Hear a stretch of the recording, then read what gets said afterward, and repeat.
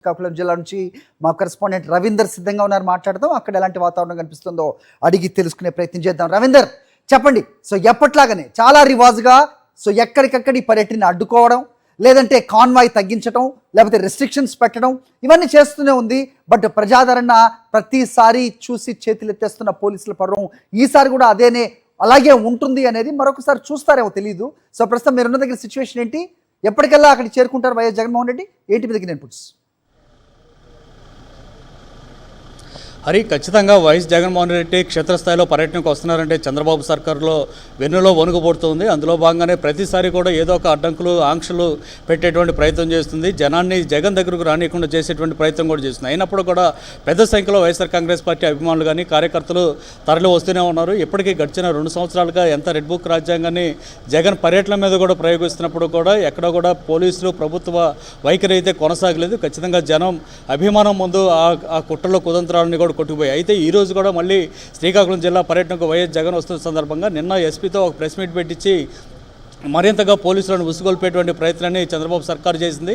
కేవలం 8 వాహనాల్లో మాత్రమే వైఎస్ జగన్ రావాలి తప్ప వేరే ఎక్కువ మంది రావడానికి వీల్లేదు. వస్తే కేసులు పెడతా ఉంటూ బెదిరించడంతో పాటు ర్యాలీలు జరగడానికి వీల్లేదు, సమావేశాలు జరగడానికి వీలు లేదంటూ ఆంక్షలు పెట్టినటువంటి పరిస్థితి. సో వీటన్నిటి మీద అసలు మనతో మాట్లాడడానికి వైఎస్ఆర్ కాంగ్రెస్ పార్టీ నేతలు ఉన్నారు. ఎందుకు ఈ విధంగా ప్రభుత్వం ఆంక్షలు విధిస్తుంది అనేది మాట్లాడదాం. ముందుగా సార్, మీరు చూస్తున్నారు గడిచిన 2 సంవత్సరాలుగా ఎందుకని ఈ స్థాయిలో జగన్ పర్యటన మీద చంద్రబాబు సర్కారు ఈ స్థాయిలో ఆంక్షలు విధిస్తుందంటే ఏం చెప్తారు?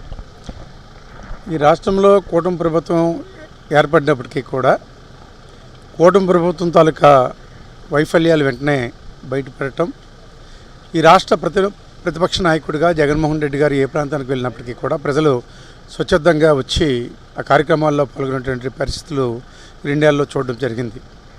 ప్రభుత్వానికి జగన్మోహన్ రెడ్డి గారు పేరు చెప్తేనే వణుకు పుట్టేటువంటి పరిస్థితి కనిపిస్తుంది. రైట్, శ్రీకాకుళం జిల్లా జైలు వద్ద నుంచి మా కరెస్పాండెంట్ రవీందర్ మాజీ ఉప ముఖ్యమంత్రి బూడి ముత్యాల నాయుడుతో మాట్లాడిన సిచ్యువేషన్ కూడా మనం చూసాం. ఏ రకమైన ఆంక్షలు విధిస్తూ ఉంటుంది వైఎస్ జగన్మోహన్ రెడ్డి కాలు బయటకు పెడితే చాలు, ఏ రకంగా ప్రజాదరణను ప్రజలు చూడకుండా ఇటు టీవీల్లో కానీ లేకపోతే మాధ్యమాల్లో కానీ ఎక్కడ అది బయటికి రాకుండా చేసే ప్రయత్నం ఏదైతే చేస్తుంటుందో అది ప్రతిసారి కూడా బెడిసి కొట్టిన పరిస్థితులు మనం చూస్తూనే ఉంటాం. ఎందుకంటే తమ అభిమాన నాయకుడు బయటకు వస్తే ఎవరో పిలవనక్కర్లేదు, ఎవరూ తరలించనక్కర్లేదు, వాళ్ళు స్వచ్ఛందంగా వైఎస్ జగన్మోహన్ రెడ్డిని చూడడానికి ఒక్కసారి సెల్ఫీ దిగే అవకాశం వస్తుందేమోనని వేలాదిగా వందలాదిగా ప్రజలు రావడం మనం చూస్తూనే ఉంటాం. అది రైతుల సమస్యలు అవ్వచ్చు, లేదంటే ఏ కార్యక్రమం అయినా అవ్వచ్చు. వైఎస్ జగన్మోహన్ రెడ్డి బయటకు వస్తే ప్రజాదరణ అనేది ప్రత్యేకంగా వేరేగా చెప్పనక్కర్లేదు, ఎక్కడ పడితే అక్కడ తండోపతండాలుగా ప్రజలు తరలి రావటం మనం చూస్తూనే ఉంటాం.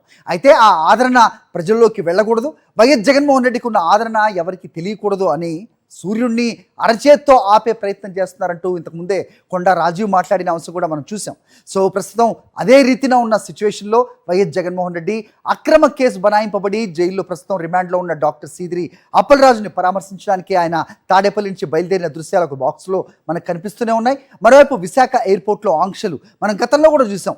మాజీ ముఖ్యమంత్రి హోదాలో ఆయనకు ఒక స్పెషల్ ఎంట్రీ కానీ స్పెషల్ ఎగ్జిట్ కానీ ఉంటుంది. అది కేవలం వైఎస్ జగన్మోహన్ రెడ్డి ఒక్కరికే కాదు, మాజీ ముఖ్యమంత్రుల హోదాలో ఎవరికైనా ఉండే పరిస్థితులు ఉంటాయి. కానీ దాన్ని ఎప్పుడు కూడా అడ్డుకునే ప్రయత్నం చేసే పరిస్థితులు కూడా మనం గతంలో చూసాం. మరి ఈరోజు ఎలా ఉంటుందో వేచి చూడాలి. మరోవైపు మాజీ మంత్రి గుడివాడ అమర్నాథ్ మాట్లాడుతున్నట్టుగా తెలుస్తోంది. ఆయన ఏమంటున్నారో ఒకసారి చూద్దాం. అనేక రకాలైనటువంటి ఇష్యూస్ ఉన్నాయి. వారందరూ వారి తాలూకా సమస్యలను చెప్పుకునేటువంటి ప్రయత్నం చేస్తూ ఉన్నారు. ఇది మంచి పద్ధతి కాదు. వీరు ఎన్ని రకాలుగా ఆపాలని చూసినా, ఎన్ని రకాల అడ్డంకులు సృష్టించాలని చెప్పి చూసినా అది ఆగే పరిస్థితి ఉండదు. జనం తాలూకా అభిమానాన్ని ఈ పోలీసుల తాలూకా ఆంక్షలతోనో, పోలీసుల తాలూకా నిర్బంధంతోనో అది ఆగదనేటువంటి విషయాన్ని వారు అర్థం చేసుకోవాలి. ఇది మొత్తం మీద ఎన్ని ఆంక్షలు పెట్టినా వైఎస్ఆర్ కాంగ్రెస్ పార్టీ శ్రేణులతో పాటు అభిమానులంతా కూడా పెద్ద ఎత్తున తరలి వస్తారు. జనబలాన్ని ఎవరూ అడ్డుకోలేరని చెప్పి మాజీ మంత్రి గుడివాడ అమర్నాథ్ చెప్తున్నారు. Over to studio. Right Anil, అది విశాఖ ఎయిర్పోర్ట్ వద్ద పరిస్థితి. మాజీ మంత్రి గుడివాడ అమర్నాథ్, అలాగే పార్టీ నాయకులు, కార్యకర్తలు, వైఎస్ జగన్మోహన్ రెడ్డి అభిమానులు పెద్ద సంఖ్యలో ఎయిర్పోర్ట్ వద్దకి ఆల్రెడీ చేరుకున్న సిచ్యువేషన్ మనకు కనిపిస్తుంది. గతంలో చూసాం ఆయన ఏ ఎగ్జిట్ నుంచి వస్తారో చెప్పకుండా పోలీసులు చివరి నిమిషం వరకు బయట ఉన్న వాళ్ళని అయోమయానికి గురి చేసిన సిచ్యువేషన్ కూడా మనకు కనిపించింది. అయితే అలా చేయటం వల్ల అక్కడికి వచ్చే ప్రయాణికులు ఇబ్బంది పడతారు అనే కనీస అవగాహన లేకుండా చేయడం ఏంటని కూడా వైఎస్ఆర్సీపీ నేతలు ప్రశ్నించిన నేపథ్యం కూడా మనం చూసాం. సో ప్రస్తుతం మరి కాసేపట్లోనే వైఎస్ జగన్మోహన్ రెడ్డి విశాఖ ఎయిర్పోర్ట్కి చేరుకుంటారు. అక్కడి నుంచి ఆయన శ్రీకాకుళం బయలుదేరుతారు. సో అక్రమంగా కేసు బనాయించి రిమాండ్లో ఉంచిన డాక్టర్ సీదిరి అప్పలరాజు మాజీ మంత్రి ఆయన. సో ఆయనపై 2.5 సంవత్సరాలుగా కూటమి సర్కారు ఎప్పుడైతే వచ్చిందో ఆ వాటి నుంచి కూడా ఆయనపై అక్రమ కేసులు బనాయిస్తూనే ఉంది. అయితే ఏది కూడా రిజల్ట్ ఇవ్వని క్రమంలో ప్రస్తుతం ఒక యాక్సిడెంట్ని మర్డర్ కేసుగా చిత్రీకరించి దానికి సీదిరి అప్పలరాజుని కారణభూతుడిగా చేస్తూ ఆయన్ను ప్రస్తుతం అక్రమంగా జైల్లో ఉంచిన పరిస్థితి మనకు కనిపిస్తోంది. సో ఇదే కారణంగా మాజీ ముఖ్యమంత్రి వైఎస్ఆర్సీపీ అధినేత వైఎస్ జగన్మోహన్ రెడ్డి సీదిరి అప్పలరాజుని కలవడానికి వస్తున్నారు. మిలాఖత్లో ఆయనని కలిసి ఆయన్ని పరామర్శిస్తారు. సో పార్టీ అలాగే మేము అండగా ఉన్నాం అంటూ ఆయన కుటుంబానికి కూడా భరోసా ఇచ్చే ప్రయత్నం వైఎస్ జగన్మోహన్ రెడ్డి చేయబోతూ ఉన్నారు. మరిన్ని అప్డేట్స్ కోసం ఛానల్ను సబ్స్క్రైబ్ చేయండి. నోటిఫికేషన్స్ కోసం బెల్ ఐకాన్ పై క్లిక్ చేయండి.